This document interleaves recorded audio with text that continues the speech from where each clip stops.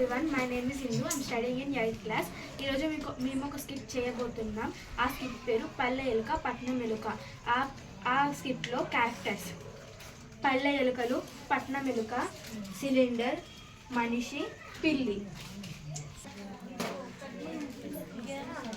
నాకు ఈ ఆఫీస్ పనిలో పడి నాకు జలుబు అయ్యింది. అది కూడా నేను పట్టించుకోవట్లేదు. మా నాన్నగారు చెప్పినట్టు పల్లెలో నా సోదరుడు ఉన్నాడు, ఆయన దగ్గరికి వెళ్ళి వస్తాను.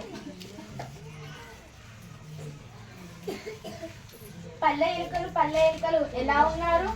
నేను చాలా బాగున్నాను. నువ్వు ఎలా ఉన్నావు? నేను చాలా బాగున్నాను. మీరు ఇక్కడ పొలం పనులు చేస్తున్నారా? అవును. అది పక్కన పెట్టండి, కానీ నాకు చాలా దూరం నుంచి వచ్చాను. నాకు చాలా ఆకలిస్తుంది. ఈ పల్లెలో నేను తినడానికి ఏమి దొరకదా? ఎందుకు అలా అంటావు? మా పల్లెలో చాలా రకాల వంటకాలు ఉంటాయి. పదార్థ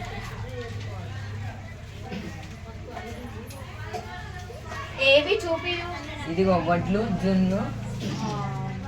ఏంటి, మీరు ఇది తింటారా? మేము ఇదే తింటాం. అందుకేనా మీరిద్దరు ఇంత బక్క ఉన్నారు? నువ్వు ఇలా అంటున్నావు, కానీ మాకు ఇదే ఇక్కడ ఫుడ్. అది పక్కన పెట్టండి. మా పట్టణంలో అయితే రకరకాల వంటకాలు ఉంటాయి. ఒకసారి అక్కడికి రండి. సరే, అలాగే. పట్నం వెళ్తా అన్నట్టు అక్కడ ఎన్ని రకాల ఫ్రూట్స్ ఉంటాయో నేను కూడా వెళ్ళి చూసేస్తా.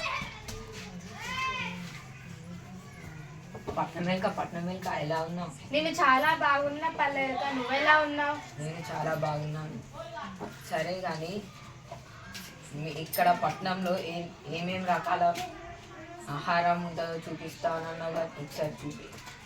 సరే పద చూపిస్తాను. ఇదిగో పాయసం. ఇక ఆలస్యం ఎందుకు, తిను. ఎంత రుచిగా ఉందో. అందుకే నీకు పిల్లి శబ్దం వినబడిందా?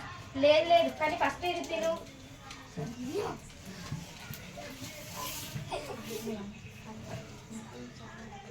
నాకు చాలా ఆకలేస్తుంది. నువ్వేం చేస్తావో కానీ నాకు ఆహారం పెట్టు. ఇక్కడ ఎంతసేపు అని ఉండాలి? సరే, నువ్వు అలా అనకు. నేను ఇంకా వేరే దగ్గరికి తీసుకెళ్తాను, పద.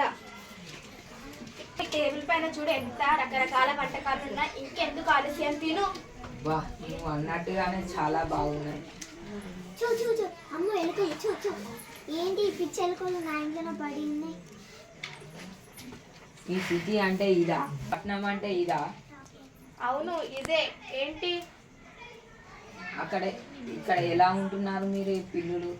మాకు ఇది అలవాటు అయిపోయింది. ఇలా ఉంటేనే కదా ఈ జనరేషన్లో. ఇలా ఉంటే ప్రమాదం.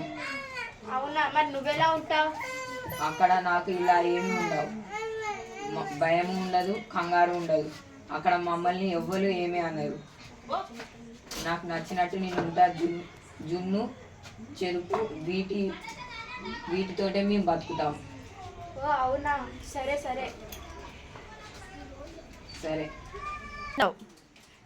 దేనికి మనం అత్యాశ పడకూడదు. పట్నం ఎలుక మాటలు విని పల్లె ఎలుక తన ప్రాణాల మీదకి తెచ్చుకుంది. అందుకే ఎవరు అత్యాశ పడకండి.